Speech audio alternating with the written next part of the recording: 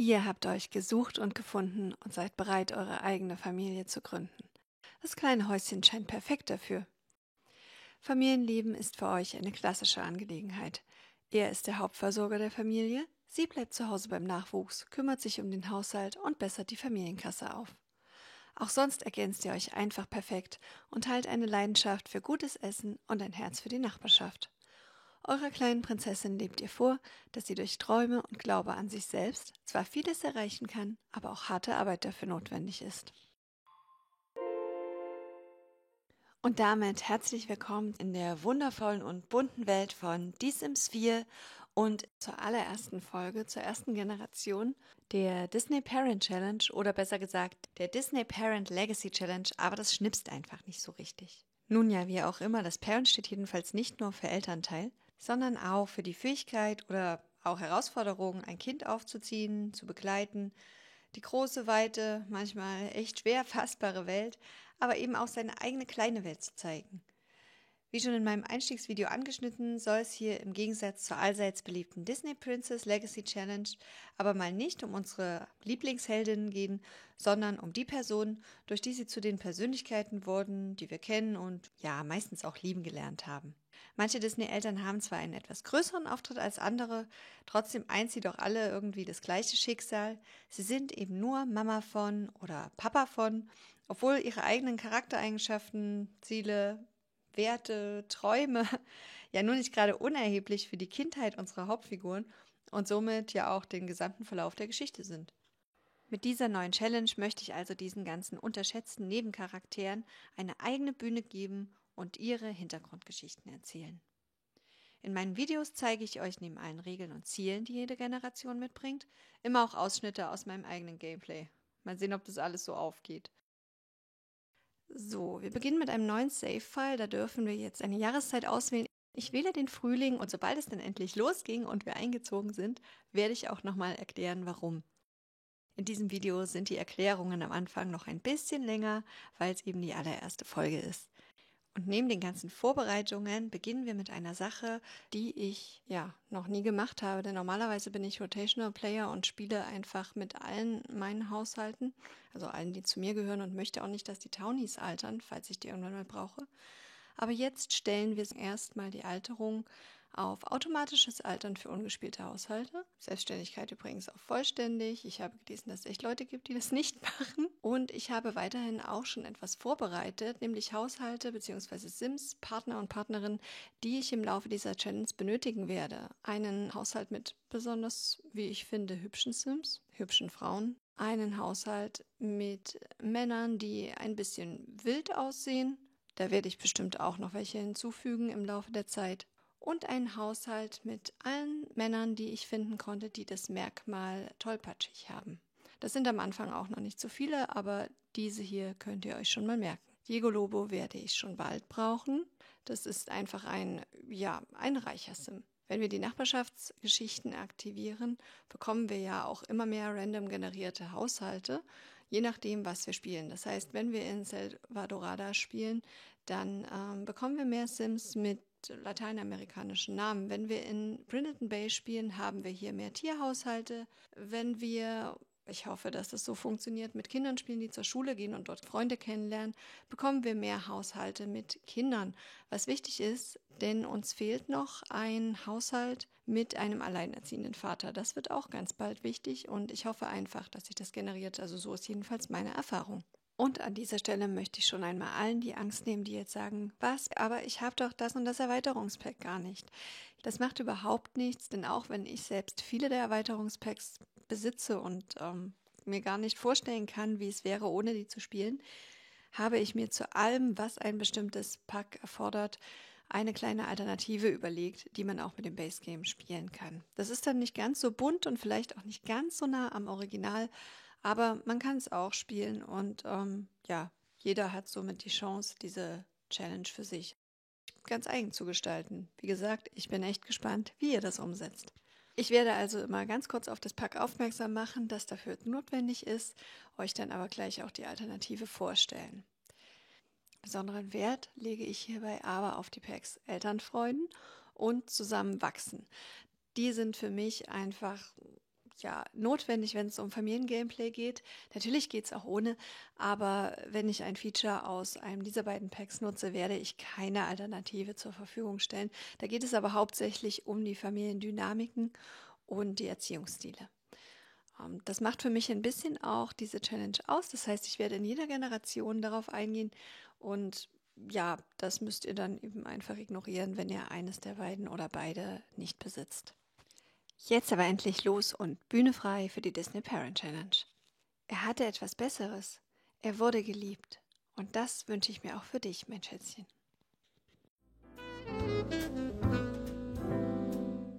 Nun geht's aber richtig los und wir erstellen uns den ersten Haushalt. Ihr könnt natürlich Eudora und James genauso auch aus der Galerie herunterladen. Da gibt es einige, die schon erstellt haben. Ihr könnt auch meine beiden herunterladen, die ich euch hier zur Verfügung stelle. Die beiden, die jetzt gerade hier im Entstehen sind. Unsere allererste Mutter in dieser Challenge ist also Eudora, die Mama von Tiana, die als sehr zielstrebige und liebevolle Mutter beschrieben wird, aber auch jemand, die einfach nur möchte, dass ihre Tochter glücklich ist und nicht zu viel arbeitet, beziehungsweise sich nicht zu sehr stresst. Eudora ist, wie ich finde, ein sehr sympathischer Charakter. Die Familie hat nicht besonders viel Geld, sie kann aber sehr gut nähen, sie verdient damit auch ihr Geld. Und deswegen denke ich, es wird auch Kleidung geben, die ein bisschen selbstgemacht aussehen wird. Und sonst eher eine sehr bodenständige Frau ist, die ihrer Tochter aber auch gern Märchen vorliest und sie zum Träumen anregt. Und ja, darin bestärkt, dass sie vieles schaffen kann, wenn sie einfach nur fest daran glaubt. Wir lernen Eudora im Film also als eine sehr liebevolle Mutter kennen, der das Glück ihrer Tochter sehr am Herzen liegt, die aber auch klare Vorstellungen davon hat, wie die Zukunft ihres Kindes aussehen soll. Das Bestreben, das ihr übrigens nicht abschließen müsst, ist daher die erfolgreiche Abstammung. Als erstes Merkmal erhält sie dazu passend selbstverständlich die Eigenschaft familienbewusst. Dazu kommen noch Genießerin, da alle Familienmitglieder eine Leidenschaft für gutes Essen teilen, und kreativ, eine Eigenschaft, die ihr für ihren Job als Schneiderin nur zugutekommen kann. Auch bekommt jeder Sim in jeder Generation von mir 3 Lieblingsfarben, so mache ich das auch in meinem normalen Spiel. Diese hier sind eher grün, beige und braun.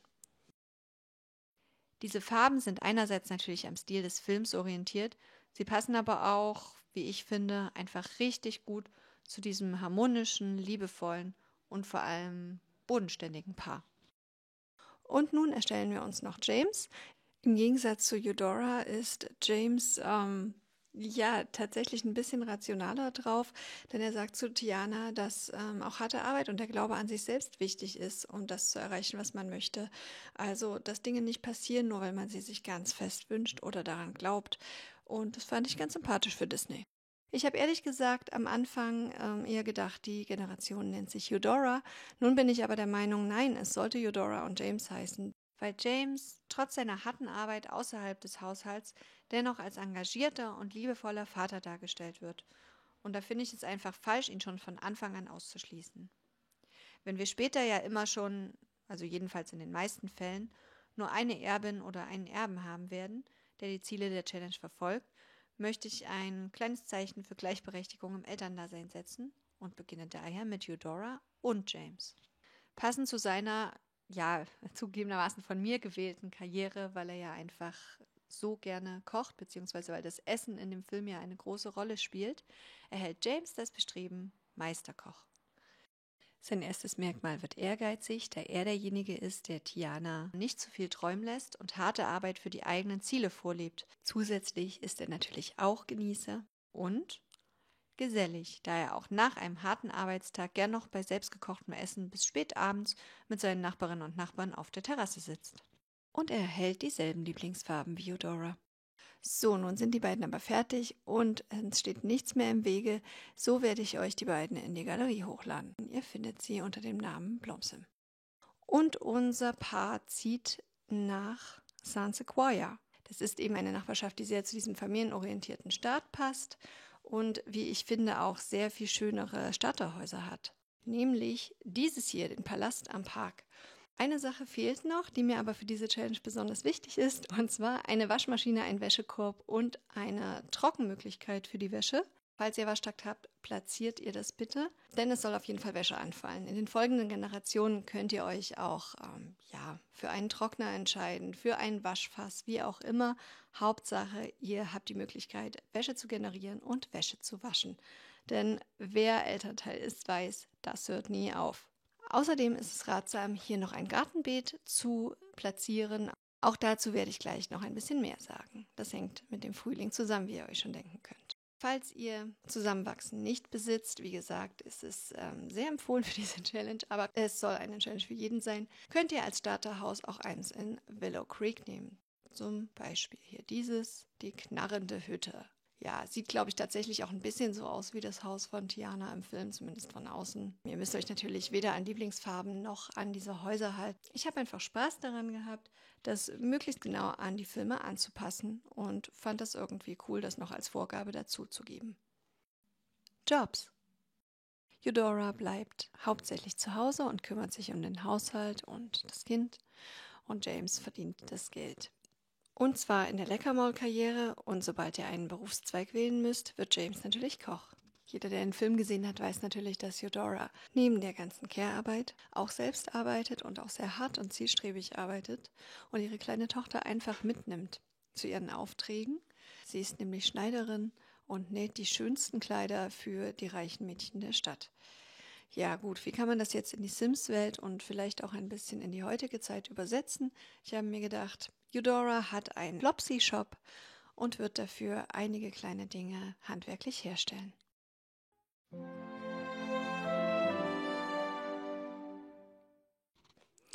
So, nun wollen wir doch aber mal sehen, wie ich selbst damit klarkomme. Viel planen und quatschen und aufnehmen kann ich ja lange.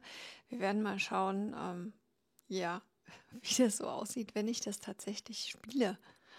Und ob das alles so einfach ist und alles so aufgeht, wie ich mir das überlegt habe, oder ob ich total verzweifle an diesen tausenden Zielen. Die beiden haben es sich schon hier bequem gemacht auf dem Sofa und versuchen sich im Kreuzstich, sehr vorbildlich. Aber die Frage, die uns doch irgendwie allen auf den Nägeln brennt, ist, wer ist dieser Typ, der hier auf unserer Terrasse steht und auch gerade schon in unserer Eingangssequenz zu sehen war? Es ist unser erster Nachbar, Kajan Joyson, der hier anscheinend uns begrüßen möchte in dem neuen Häuschen. Was sich ja nicht schlecht trifft, da wir uns, wie ihr später noch sehen werdet, auch gut stellen wollen mit den ganzen Nachbarn und Nachbarinnen. Daher können wir uns natürlich gleich mal auch mit dem anfreunden und ihn hereinbitten, uns vorstellen. Danke, dass du uns musikalisch begrüßt. Komm doch rein, nimm Platz, schau dir unser tolles Häuschen an. Ach, was für ein schöner Tag heute. So, jetzt muss ich mir aber auch meinen Job suchen, damit wir dieses tolle Häuschen behalten können mit nur 1502 Simoleons. Machst dir bequem, Kajan, und James sucht sich einen Job in der Leckermaul-Karriere. Und fängt natürlich, weil das ein selbst erstellter Sim ist, ganz unten an. Er war vorher noch nicht auf der Highschool, er ist Leckermaul auf Stufe 1. So, und Eudora stickt weiter, redet mit Kajan und baut langsam ihren Shop auf, indem sie ihre Fähigkeiten vorantreibt und natürlich die ersten Produkte herstellt. Und James kocht schon mal eine Runde, was auch sehr gut ist, denn braucht er ja auch für seinen Job.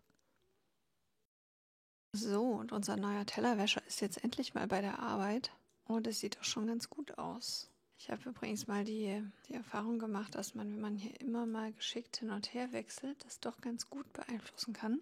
Wann arbeitet der eigentlich? Bis 17 Uhr. Boah, jetzt brennt's auch. Nicht so schnell. Ja, sowas passiert mir dann irgendwie auch manchmal, wenn ich übertreibe und die ganze Zeit nur mit 3 Pfeilen Geschwindigkeit spiele.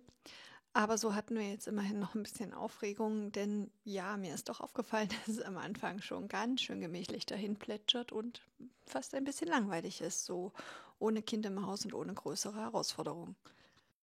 Kinder.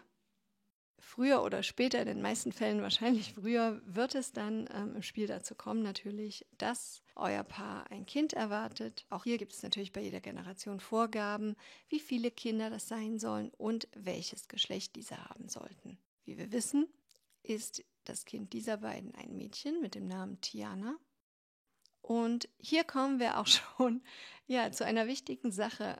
Die Challenge ist hauptsächlich an den Disney-Prinzessinnen orientiert. Das heißt, die meisten Kinder, die ihr bekommen werdet, sollten Töchter sein. Deswegen ist es ratsam, euch einen kleinen Erdbeergarten anzulegen. Und ja, die übrigen Erdbeeren, die ihr nicht esst, könnt ihr ja von Generation zu Generation weitergeben. Es wird nicht nur leibliche Kinder und Schwangerschaften geben, es wird auch Adoptionen geben. Da könnt ihr das natürlich besser steuern. Und nicht erst seit den Wissenschaftsbabys ist Sims da ja sehr offen, welche Geschlechter Kinder bekommen können. Und ich bin die Letzte, die euch vorgibt, es müssen immer Mann und Frau sein, die zusammenleben und Kinder bekommen. Ihr könnt das spielen, wie ihr wollt. Natürlich kann auch der nächste Elternteil ein Mann sein. Bin gespannt, wie ihr das interpretiert. Aber ja, hier in den Vorstellungsvideos ist es mir natürlich wichtig, so nah wie möglich am Original zu bleiben. Eine weitere kleine optionale Sache, an der ich wirklich viel Freude hatte, ist die Namensgebung, denn auch das ist wirklich ein wichtiger Teil des Elternseins. Man macht sich ja schon vorher ewig Gedanken, wie soll denn das Kind heißen? Und hier ist die kleine Herausforderung natürlich, ja, es muss zum Baby passen, zu den Eltern, zu der Generation. Es muss aber natürlich auch dann zur nächsten Generation passen. Also ihr zieht ja hier eure Erbin groß und das ist dann eben in diesem Fall dann später nicht mehr Tiana, sondern die nächste Mutter. Und deshalb, bin ich der Meinung, es sollte ein Name sein, der zu beiden passt. Und ich habe versucht, dort irgendwie Kategorien zu finden, in welche beide Namen passen. Und hier sind das für mich prinzessinnenhafte Namen. Da habe ich einige gefunden, die zum Beispiel Prinzessin bedeuten oder einfach so klingen. Und ich werde mich für den Namen Diana entscheiden. Ist noch nah am Original, passt zur nächsten Generation, werdet ihr dann sehen, wer das ist. Und klingt halt auch nach Prinzessin. Wenn eure Tiana oder Diana dann aufwächst, bekommt sie natürlich auch ein Merkmal und diese sind selbstverständlich schon vorgegeben, denn es geht dann ja weiter irgendwann. Also das erste Merkmal, das ihr erhält, ist perfektionistisch und das Bestreben dürft ihr als Kind noch selbst auswählen.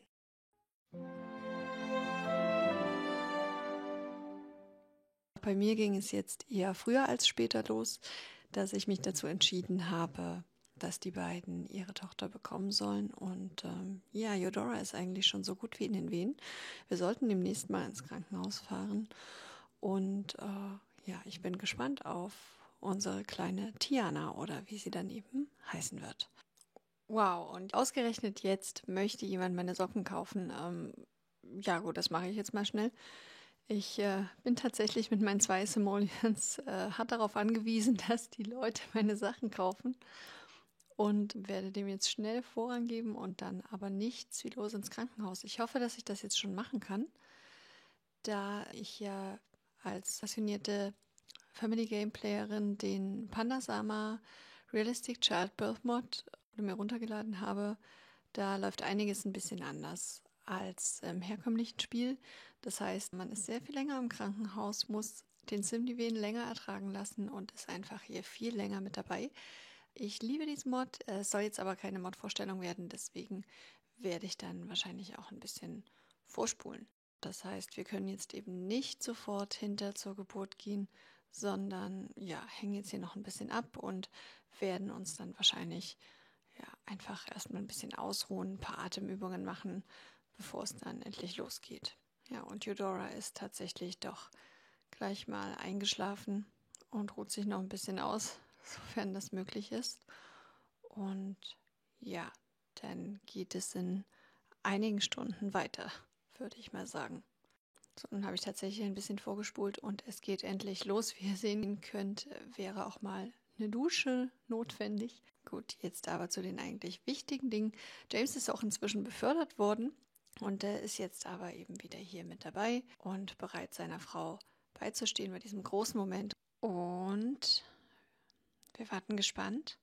Und es ist ein Mädchen. Wir haben genug Erdbeeren gegessen. Wir nennen sie Diana. Unsere Erbin ist geboren. Was? Es ist ein Mädchen. Es sind Zwillinge. Wow, okay. Damit habe ich jetzt nicht gerechnet. Das ist natürlich witzig, dass das gerade jetzt passiert. Gut, dann nehmen wir noch einen anderen Namen, derer, die ich rausgesucht habe. Sarah Blomsom. Willkommen. Da liegt jetzt ein Baby in der Luft. Gut, das liegt auch noch an einer anderen Mod, die ich habe, der Invisible Crib, die dazu führt, dass man den Babys auch immer schöne kleine Babybettchen hinstellen kann und nicht diese vorgefertigten nehmen muss und gerade bei Zwillingen dann einfach noch eine zweite dazugestellt wird. Gut, das sieht jetzt ein bisschen aus, als hätte sie Drillinge. Das ist, glaube ich, ein Anzeigefehler. Wir machen das mal so rum. Ach, wie schön. Okay, die nächste Generation ist geboren. Eine davon ist unsere Erbin. Formulieren wir das mal so. Und nun können wir auch gleich wieder nach Hause gehen und unser neues Leben mit Zwillingen beginnen. Und ich wette, es wird nicht so langweilig wie bisher. Ich denke, jetzt wird einiger Schwung in die Bude kommen. Oh, und ich kann noch ein paar mehr Sachen verkaufen. Klasse, wir brauchen das Geld. Genau, da hängt wieder ein Baby in der Luft. Das ändern wir mal schnell.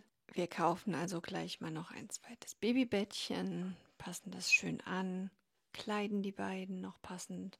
Diana bekommt natürlich den Froschstrampler an. Ja gut, das kam jetzt unerwartet, aber das Leben ist bunt. Also ich bin jetzt die Letzte, die hier ein Sim-Baby löscht, weil es nicht in die Generation passt oder irgendwie unpassend ist. Das kann passieren und ja, mach das Beste draus. Für mich steht natürlich fest, dass Diana meine Erbin wird und ja, ich so weiterspielen werde wie geplant. Aber ja, so ist das. Da ist es eben in den Filmsequenzen so, wie es tatsächlich häufig ist, wenn mit Babys oder sehr kleinen Kindern gedreht wird. Man hat eben Zwillinge und es ist immer nur eine oder einer von beiden zu sehen. Und ihr könnt ja mal schauen, ob ihr erkennt, ob im Folgenden Diana oder Sarah vor der Kamera steht, sofern man die beiden unterscheiden kann. Das werden wir uns dann natürlich anschauen, sobald die zwei Mädels zu Kleinkindern bzw. Säuglingen heranwachsen.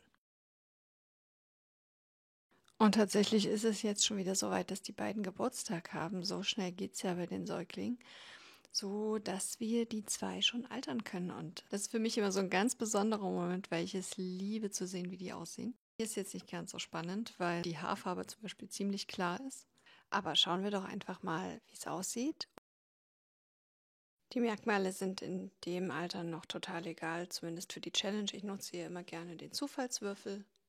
Sarah ist jetzt natürlich auch noch dran. Nun haben sie zufällig schon das gleiche Merkmal bekommen. Schauen wir mal, ob sich die beiden auch so ähnlich sehen oder ob immer klar sein wird, wer ist. Ich glaube es nicht. Wir haben hier tatsächlich eineige Zwillinge. Zumindest kann ich keinen großen Unterschied erkennen oder überhaupt keinen Unterschied erkennen, wenn ich hier so hin und her klicke. Ich habe davon gehört, dass es das tatsächlich geben soll. Zweieige Zwillinge hatte ich schon öfter, die man wirklich gut unterscheiden konnte, auch wenn sie das gleiche Geschlecht hatten. Aber die hier, die gleichen sich wirklich wie ein Ei dem anderen. Das sind diese seltenen, legendären eineigen Zwillinge. Wahnsinn. Und ich glaube, jetzt ist erstmal der Punkt erreicht, wo ich dieses Video tatsächlich unterbreche und sage, ja, wir sehen uns im zweiten Teil, wenn das Leben von Eudora und James und nun ihren beiden kleinen Töchtern weitergeht und wir natürlich auch endlich schauen, was die Ziele dieser Generation sind. Also dann bis gleich. Wir sehen uns im zweiten Teil der ersten Generation der Disney Parent Challenge.